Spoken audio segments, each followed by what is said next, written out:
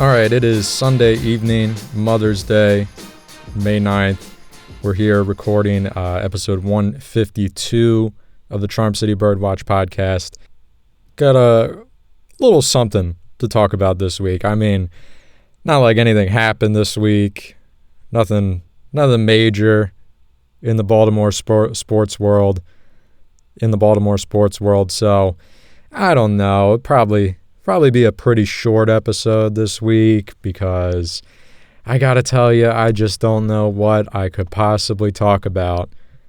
I'm just kidding. You know what this episode's going to be about. If you clicked on the video, you're clicking on this, you've seen the title, you know what the video's about. You didn't even, it goes without saying. John Means, no-hitter, took place earlier this week in Seattle, closed out that series with a bang, and we were all able to witness history. I don't even know how to approach talking about this. This is going to be such a off-the-cuff, probably emotional, just completely unprepared assessment of this no-hitter because I'm sitting here 4 days later after the fact, and I just cannot believe it. I've woken up every morning since then. It's the first thing that pops into my head, and I ask myself, did I dream that? Did I dream that last night, or is this really what happened? Did an Orioles pitcher really just throw a no-hitter in my lifetime? And the answer is yes. The last time I checked, I'm very sure this is not a dream. And my God, I still cannot believe it. I was able to attend the Orioles game last night.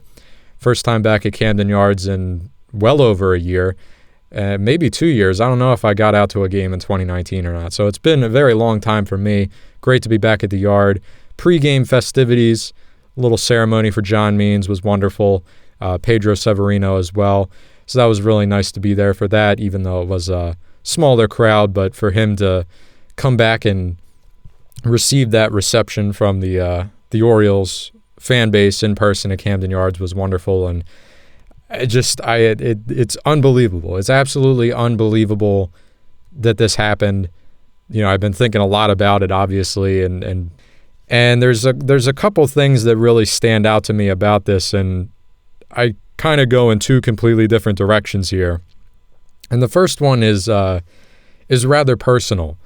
I don't really know how else to approach this without kind of talking about myself to some extent. If that's not really your cup of tea, I don't blame you. I don't really like talking about myself too much, but the past couple of years, the Orioles obviously have been a poor baseball team. They have not performed well. There's been way more lows than there have been highs, and when the highs did happen, wins here and there, exciting accomplishments here and there, there hasn't been many moments in the past, I'll say 3 years, where I've really felt like a fan. Now, that's bigger than just the performance of the team. Some of you that listen know that I work as a producer at 105.7 The Fan. So I'm surrounded by Orioles baseball, and the Ravens for that matter, 24/7, Maryland as well. And while this is still a major passion of mine, still a huge love in my life that is Baltimore sports, the Ravens, the Orioles, since making that a part of my job, that I view them through a work-related lens. And I've been able to maintain my fandom. I keep my work and my fandom separated. I think this podcast is a good outlet to kind of tap into both sides of that. But I felt detached as a fan. The excitement, the thrill of just purely being a fan is not really there for the Orioles anymore. And it's a little bit of work-related and also a little bit team-related with just their general performance. But for the first time in really a long time, probably since they've been, good, that no-hitter on Wednesday was the first time that I really truly felt like a fan. And while I was still in the building at work, and I was working hard and getting stuff prepped for our show that was going to start after the game concluded, and I'm just so thankful that I was able to watch it, and I was able to step back for a moment, even though right after the game was over, it went right back into work mode in that hustle and bustle.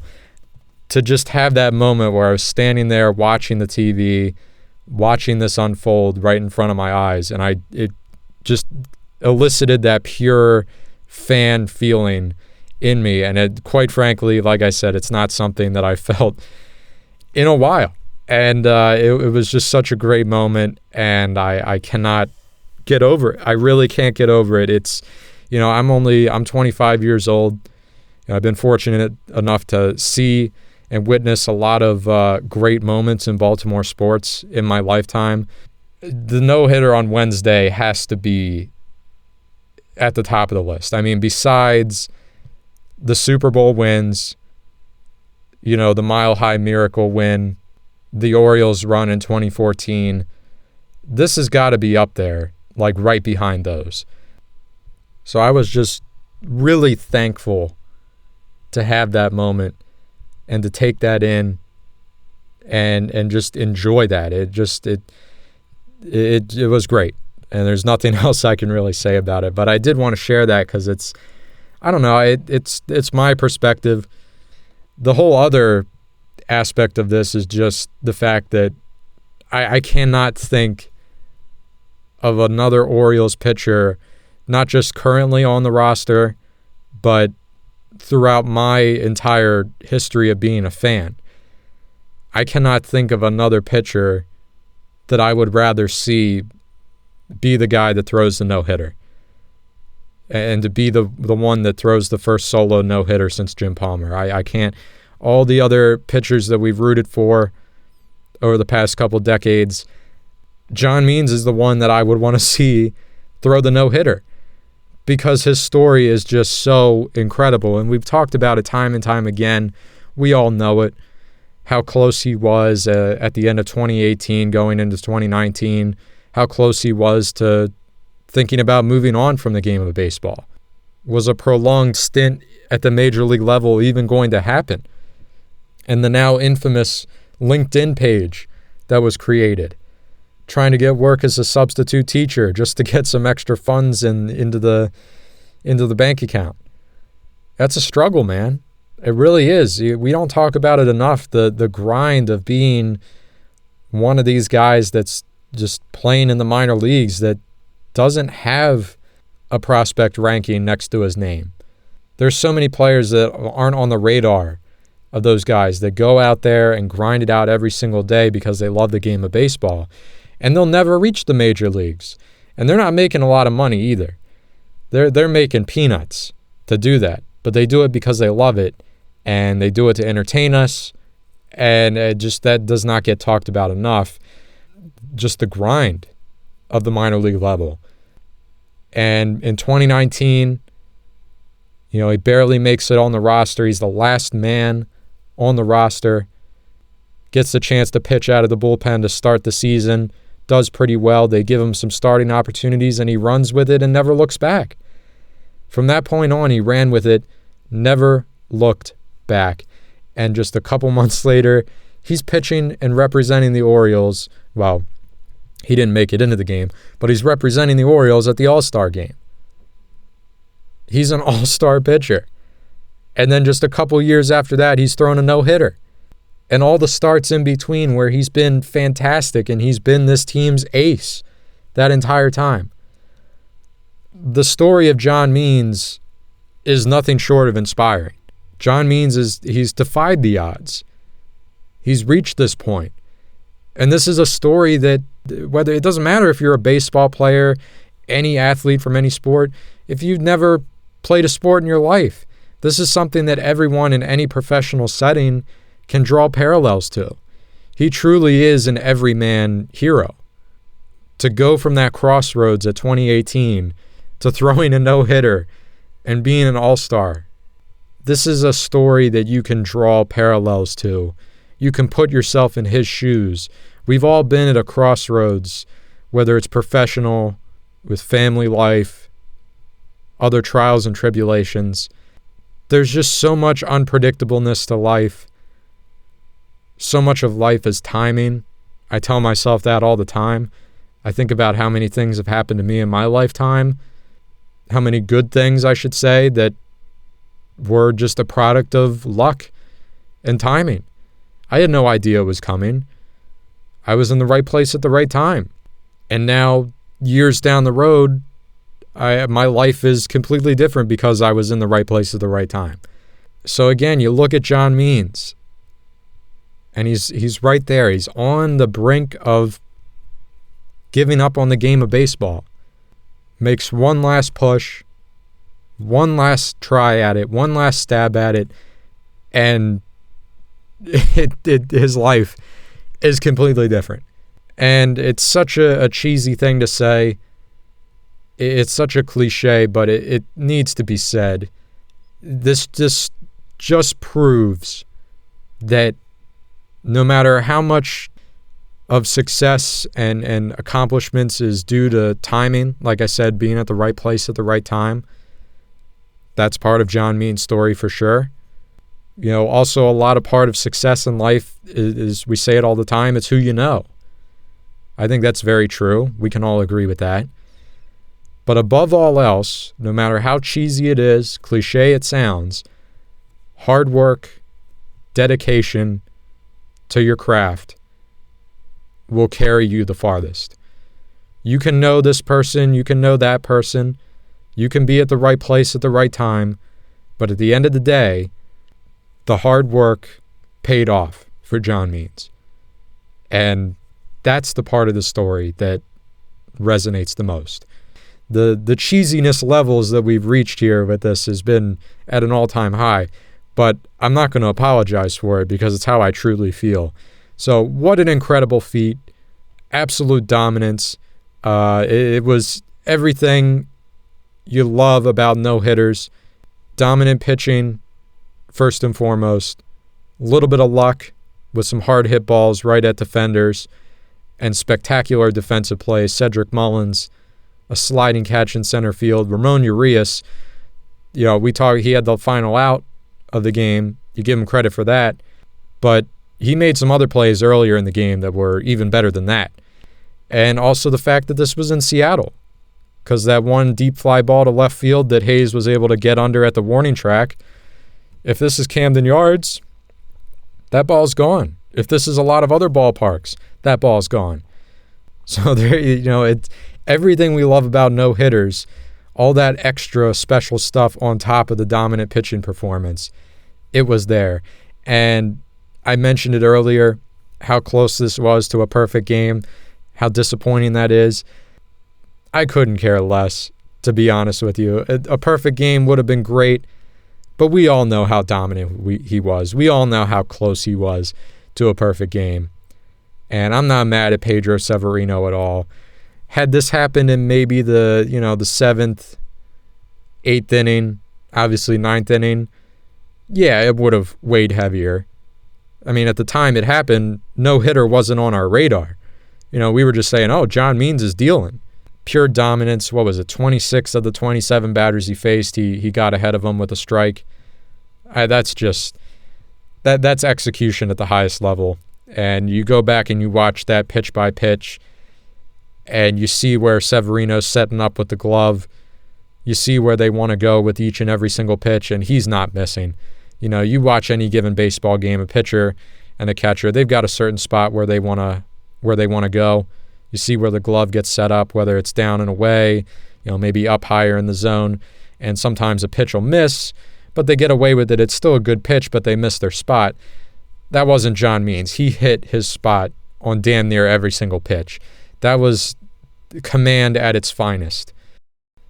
Now, moving on, completely different topic of discussion. We got to talk Ravens because we are a little over a week removed from the draft, and we knew about this May 3rd deadline for the comp pick formula. I had said on last Sunday's episode that I expected the Ravens to make a move after the deadline on Monday, and maybe multiple moves, but I said at the very least I know they're going to make one move, and that they did. And they have brought in a familiar name. He visited the castle a couple weeks ago, but Alejandro Villanueva, longtime Steelers tackle. He is now with the Ravens, signed a 2-year deal, but really it's a 1-year deal for $8 million guaranteed. And he will seemingly, as it stands right now, play right tackle for the Ravens in 2021. Look, I mean, we expected this, right? We expected them to bring in a veteran. It looked like Villanueva was going to be the guy after we received word that he did, in fact, make a visit. Then we learn about the Orlando Brown Jr. trade. Then the draft comes along. They don't take a tackle at all. And after all that happened, you're saying, wow, they're going to probably sign Villanueva. And that they did. So I think we all understand he's not in his prime anymore. That's first and foremost. I've seen nothing but bickering back and forth between Ravens fans and Steelers fans on Twitter, which is nothing surprising, obviously. But, it's the two extreme ends of the spectrum. Steelers fans are so outlandish with their assessment of him. Oh, he was never good. He was never that special. He's a bum.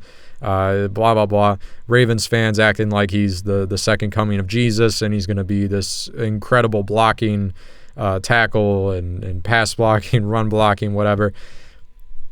As always, the truth is somewhere in the middle.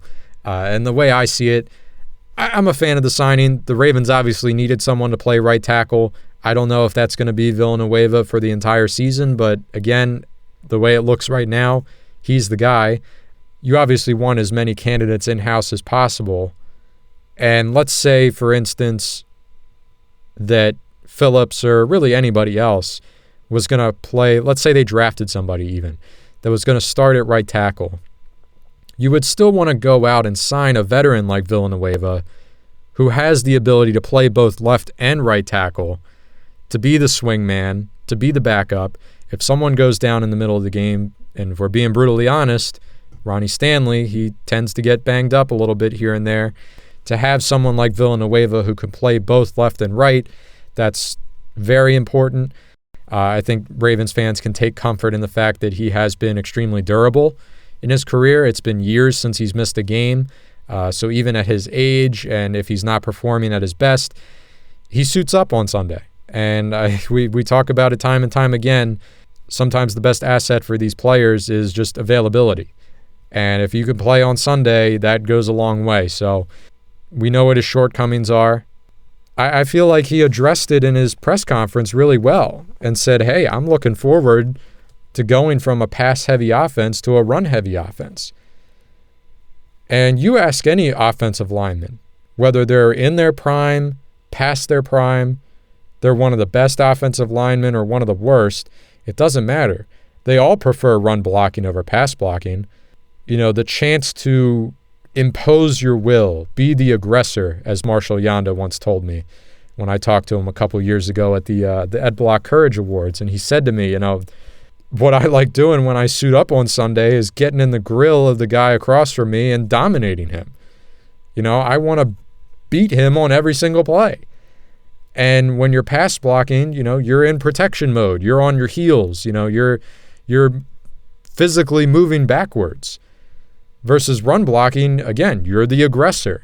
You're the one that's putting the defender on their heels, even if they're trying to be the aggressor.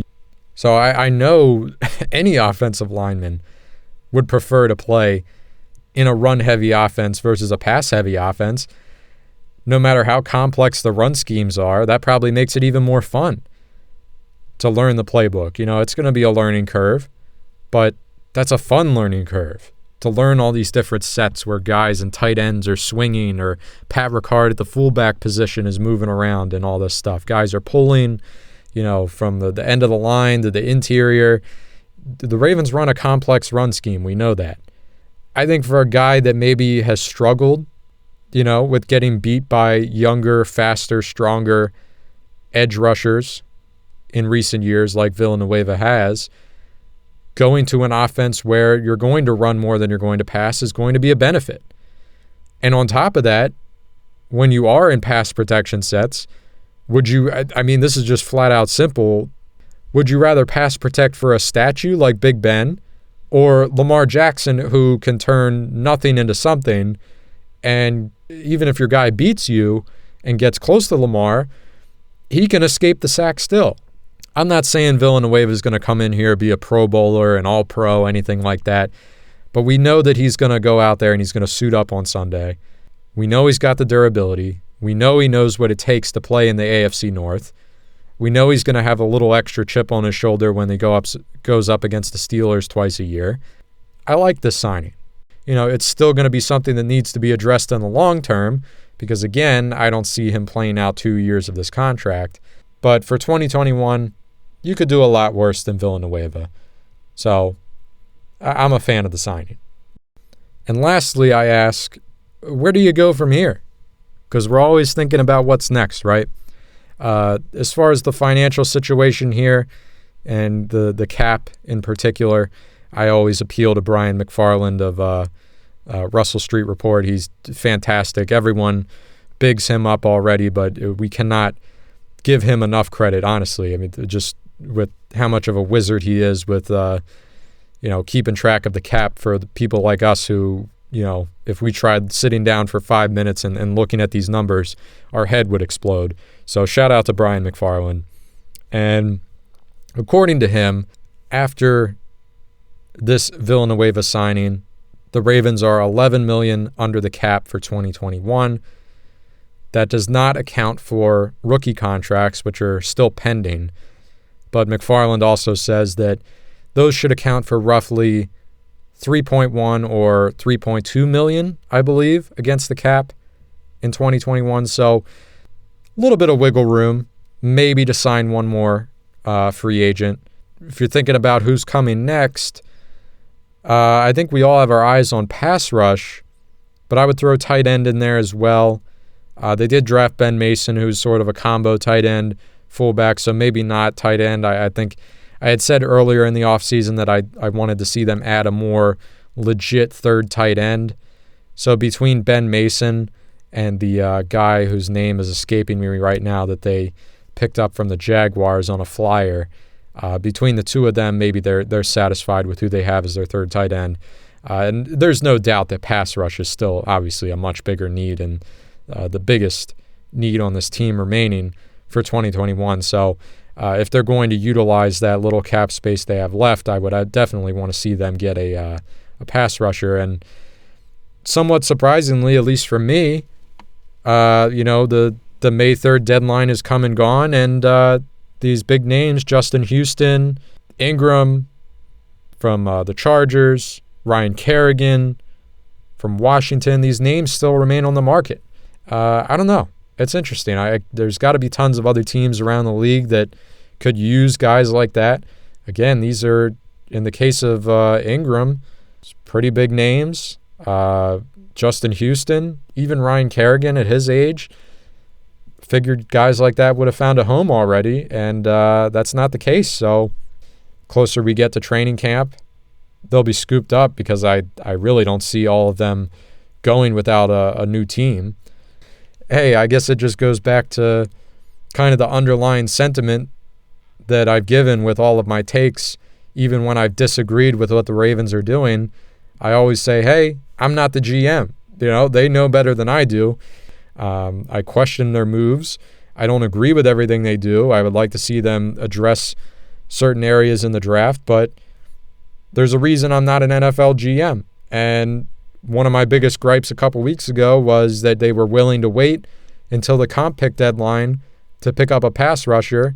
And I said, why are you even taking that gamble? Just go get the guy. Who cares about the comp pick when you're in a win now mode?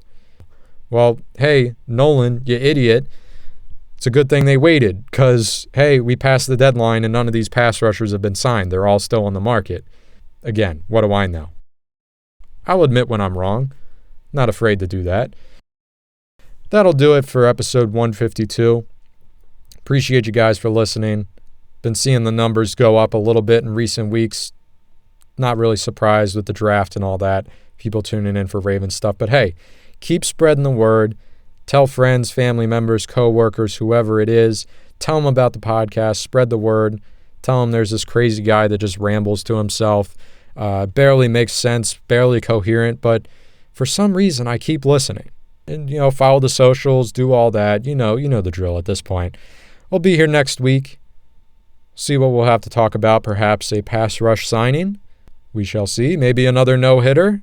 Wade Miley couldn't wait 48 hours to spoil John Means' day by throwing a no-hitter of his own. Thanks, Wade Miley. But that'll do it. And I'll talk to you next week.